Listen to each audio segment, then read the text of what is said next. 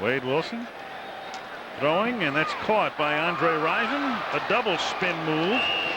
And out to the 50 he goes for an Atlanta first down. Frank, don't you love to see a quarterback like that who throws the ball back to the inside of the field, allowing his receiver to catch it and move upfield? It doesn't sound like much, but it's important. Instead of to the sideline, he threw it back to the middle of the field and gives a guy like Rison a chance to do something with it. And a beautiful job by Rison. Kept that knee off the ground. That contact had been made. 1st and 10 at the 50-yard line. Wilson throws. Pritchard makes the catch, avoids a tackle, and picks up 20 as he is steered out of bounds at the 30-yard line by Kevin Smith. Pritchard right under the arms of James Washington, coming up there for the big hit. Pritchard, who's having a big night, just ducked under the arms of Washington, and he was gone. A couple of good moves. Saw Rison a moment ago. Look at this. That was hardly textbook. Pritchard, 8 catches tonight, and look out! That's a big sack by Haley, big in terms of yardage lost. It's going to be a 13 or 14-yard sack. Haley's only had 4 sacks coming in to tonight's game. He's had a couple tonight, but he probably has picked up double teaming more than any other Dallas Cowboy, and Jim Jeffcoat has benefited from that, I'm sure. He has 9.5 sacks. Tony Tolbert has 8.5 sacks, as most of the offensive lines they have played have concentrated on Haley. Officially a 12-yard sack as they spotted at the 42 at 2nd and 22. It is swung out here to Michael Haynes. And Haynes goes down to the arms of a trio of Cowboys at the 30-yard line. It'll be 3rd down and 10. Bill Frayling coming out of the game. He's another one of that offensive line that has a bad knee. He just couldn't make it, Frank. He just took himself out of the ball game. Frayling and Hinton both will require knee surgery at the end of the season. And Mike Ken, the left tackle, was playing with a partially torn medial collateral ligament. Here's Wilson on 3rd and 10. He has to get to the 20 to convert, and he's tackled at the 25-yard line by Mickey Pruitt. And it'll be 4th and 5 with 9:45 left in the 4th quarter, and the Cowboys up 41-10. You would be hard-pressed to find a football team that has had as much trouble in the training room as have the Atlanta Falcons. There's another look at Mike Ken on the sideline. We talked about the 3 defensive ends that they've lost, but we just now have got around to talking about an offensive line that's been very affected by the injury. 4th and 5, and they convert here as Pritchard makes his 9th catch of the game. Good for a first down. Takes it to the Dallas 14, tackled by Robert Williams. Bill Frayling. A lot of excellent offensive line. And when you consider that Frayling, Hinton, and Ken all on the same team, you can see why this club, this franchise has had a lot of offensive success in the past. I mean, that's better than most. This is Keith Jones for a gain of 4. To the 10 he goes. 2nd and 6. So the Falcons on their way to going 6 up and 9 down, and they will close the season in Anaheim next week. Johnson's Cowboys go home and close against the Bears in what will be Mike Singletary's final game. 2nd and 6. And Wilson guns it into the end zone, incomplete. Intended for Pritchard. From just about this area where the Falcons have had a great deal of trouble this year getting the ball into the end zone. Conversely, the Cowboys, when they get down around the 10, inside the 10, they get it into the end zone over 80% of the times that they're down there. 3rd down and 6. A lot of it, I think, goes with the run and shoot. We've talked about it so many times before. You don't have the benefit tied in.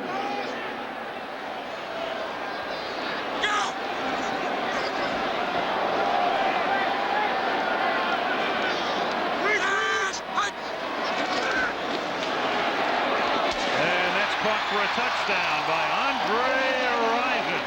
Oh, and Wade Wilson took the blitz right in the face and paid it and got the touchdown as a result, but he saw it coming from the left side, and he took a big-time hit. Great move by Risen, 2 against Larry Brown. Let's take a look at this Jeff code, I believe. The blitz came to the inside. Woodson came and was picked up by Whitfield, the left tackle, and boy, that's very indicative of the type of night and reflective of the night had by Wade Wilson. He has thrown the ball really well. Price you pay, though, when you blitz, you're going to get single coverage out there. Larry Brown linked up with Andre Risen. It was a no contest. Wilson paid the price, but Risen was there for him. Norm Johnson for the point after.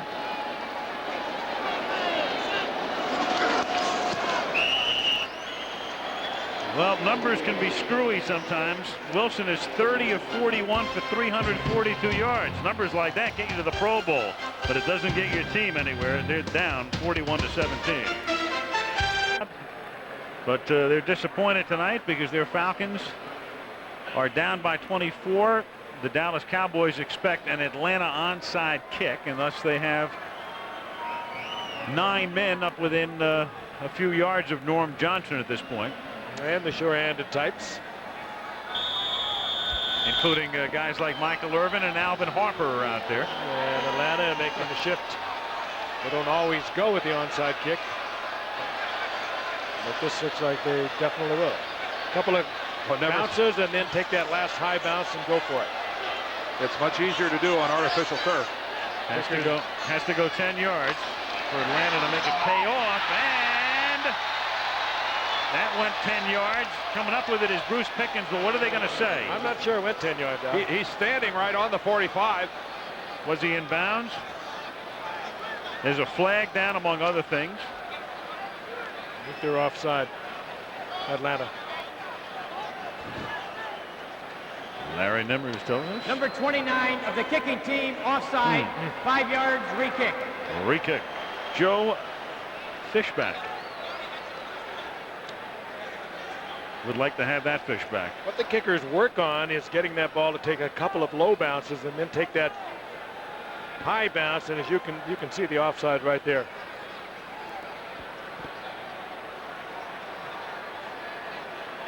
Oh, that was a beautiful kick. Bruce Pickens. Oh, look at that job with the feet by Pickens.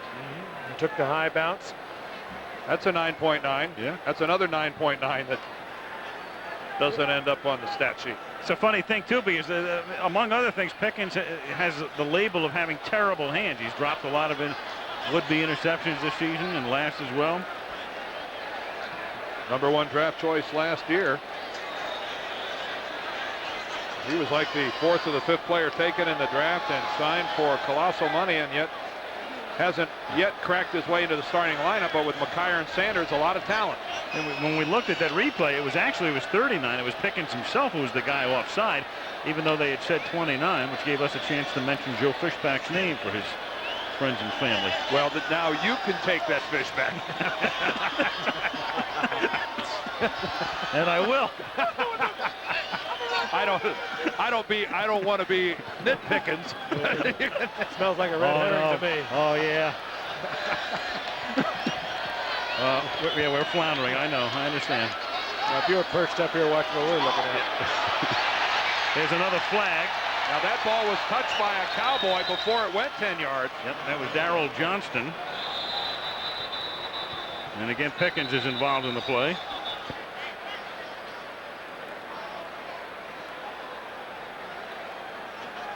If a Cowboy comes up and touches the ball before it goes 10 yards, it's a free ball. Exactly. They don't handle it. It should be a free ball. I would think that would be Atlanta's ball. I think Darrell Johnston comes up. See, there's Johnston. No he chooses to touch the ball before it goes 10. If Atlanta recovers the ball, that's got to be theirs. But, you know, Fishback's involved in this play here. Yes, he was. I knew he'd work his way in here somewhere. You mean he's back? Back on the hook. That was kind of a half-hearted first down signal by Jimmy Johnson. Way up. There's a flag down here as well. Ray Horton wanted to know what's going on here. We have the kicking team offside again.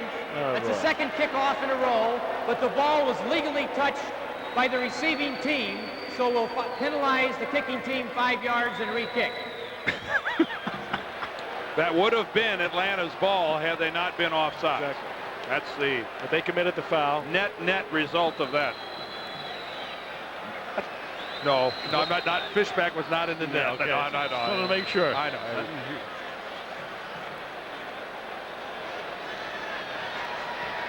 He's got his hand over the line. That is really nitpicking up there. Mm-hmm. There's Pickens once again. Pickens again. Yep. It's not just your feet. If your body's across the line, you're. Well, the Cowboys will just continue to try to reel this kickoff in. Oh, stop it. With 8:02. Stop it. And the key thing, of course, is the catch. They've got me to the point. I don't care who gets it. Somebody get it. Come on, guys. Kick off already. Fisher cut bait here. Let's go. All right. Johnson just can't be done. He kicks it out of bounds. Yeah, This might be the worst series of kickoffs this league has seen in a long time, coupled with some of the worst announcing of all time.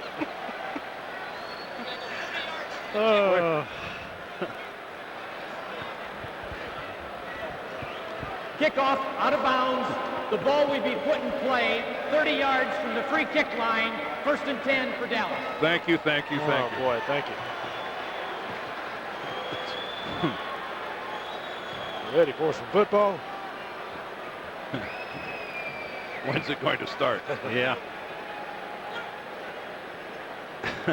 I think they've just invoked the mercy rule here. Dallas has it at the 45, and we have 7:56 remaining. Believe it or not, 41-17, Cowboys.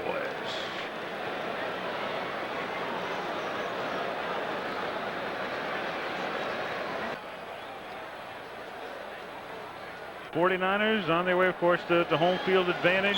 They hope another Super Bowl title. Steve Young, tremendous year. He missed it at halftime. George Seifert telling us Young's going to play, but he wants to get Montana in for 2 quarters, roughly 2 quarters, next Monday. Sanders and the Lions against San Francisco, Monday Night Football. 1st and 10, Dallas at the 45-yard line.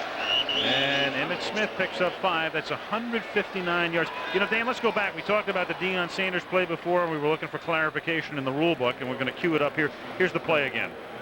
Sanders goes back, fields the ball, and voluntarily takes it into the end zone, and then takes the knee.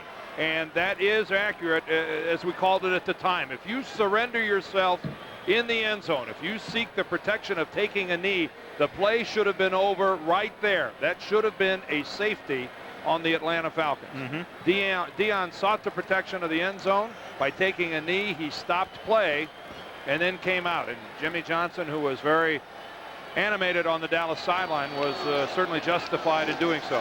2nd and 5. That would have been the 5th way that Deion Sanders has scored, right?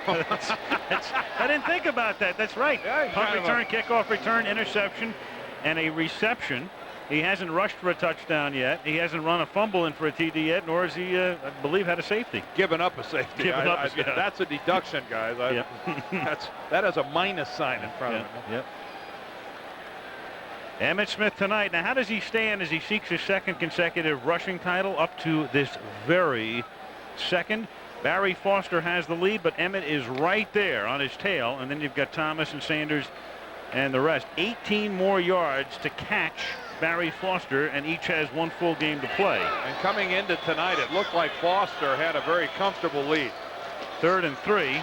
Here's Smith. But here's the thing, too. Next, it'll be an interesting thing. Because why play Emmitt Smith next? Well, yeah, the Dallas has the luxury of, playing their guys and just keeping them a little sharp, knowing they're going to have the week off. Pittsburgh, meanwhile, even though they've clinched the division, might be in a situation where they have to win that game against Cleveland to get that bye week, and it's a 1 o'clock game. They're not going to know what's happened, so it's an important game for Pittsburgh to win. Foster's going to see a lot of action. And yeah, Barry was shaken up yesterday too. He was taken off the field and taken in for X-rays. And conversely, Dallas is playing Chicago, who's already out of the playoffs. The game affects no one at all, so they really have no pressure to even put up a good game. Yep. And Dallas plays a late game, so they're going to actually know in Dallas how many yards Foster will wind up with. As Emmitt Smith works his way to the 35-yard line. He is stopped there by Jesse Solomon. Well, I would have to say at this stage of the ball game, this is just a concerted effort by Jimmy Johnson to get Emmitt Smith the title, and I think he's going to go out of the game. Enough is enough. The franchise doesn't need to be in the ball game beyond this stage in a 41-17 contest. And most of those who've remained are Cowboy fans unless he gets a big ovation. I think you touched on it, Dan. I think they're well aware that he is within that area and certainly contending for another rushing championship. Depending on what Barry Foster, of course, does next week. He's only 5 yards off of Barry Foster now. 2nd and 1. And that's not Herschel Walker. That's Tommy Agee. Tommy Agee, and letting you know that Herschel's number didn't get retired. Emmitt Smith, his season high had been 163 against the Eagles. Tonight he goes 174, scores twice, both on 29-yard runs. And he and Foster head-to-head, and here it is up to date with 1 week to go. Foster leading Smith by 5. What a great year Foster's had under Ron Earhart's offense. Steelers really roaring back this year. 1st and 10 Dallas at the 33 under 4 minutes to go. 41-17 Cowboys. And here's a look at Curvin Richards, the backup to Emmitt Smith, to the 31-yard line. So the Cowboys are going to set a franchise record, 12 wins. They'll be 12-3 with a potential to win 13. Onto the playoffs they go. Johnson in his 4th year, and he's taken his team just about to the top, and we'll all know in a month or so. And unless we are dead wrong, and I don't think so, get used to this picture. The Dallas Cowboys give every indication of being a franchise that is going to be doing this to people for a long time to come. Well, this is the youngest team in the game. This a little over 26 years average. Curvin Richards again on 2nd and long to the 29-yard line. You don't want to hang the dynasty label on a team that hasn't done anything yet, and the Cowboys haven't done anything yet. Yep. But this team will win for a long time to come. I don't see anything that could bring this team down in the near future. There are 2 D words that teams don't want to use. One is dynasty, and the other is totally at the other end of the spectrum, disarray. And stereo. That's right. Well, you have to accomplish something before people should even toss the word dynasty around, and that's something you have to keep in mind with this ball club. They had playoff experience last year. They want to take it to that next level. They're aggressive, hard-working, talented, and well-coached. 3rd and 7. Other than that, they don't have a lot going for them. Yeah. And meanwhile, the Atlanta Falcons, they're going to have to regroup, an injury-racked season, but they're going to be a mystery when next season begins. Jerry Glanville and company on their way to going 6-9. 2-minute warning from the Georgia Dome.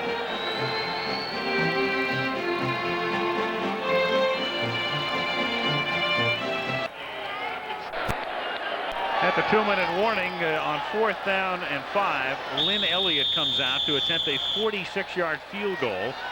Burline to hold. This is Jimmy Johnson not wanting to break the rhythm of what he would do in any ball game. And that one hits the upright.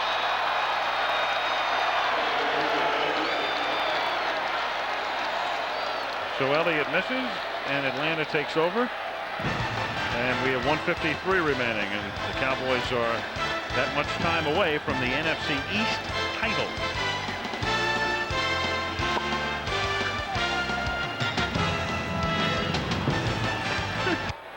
.53 to go. Billy Joe Tolliver comes into the game. Wade Wilson is done for the night. And of course, Atlanta's been done for the night for some time. They're down 41-17. And Tolliver throws, and that's the first catch of the night made by one James Milling up at the 32-yard line. He's tackled there by Mickey Pruitt. Jerry Jones, owner of the Cowboys, down there getting and receiving congratulations from Charles Haley and Thomas Everett. He built it, and they have come. Victories. The two JJs. Jerry Jones and Jimmy Johnson. Tolliver throws. And as we said at the top, it's been those two guys and no jablonis. There's been no personnel director and no general manager. These guys should get all of the blame or most of the credit. It's as simple as that. It's been Jones and Johnson. And right now they're getting all of the credit, and they deserve it.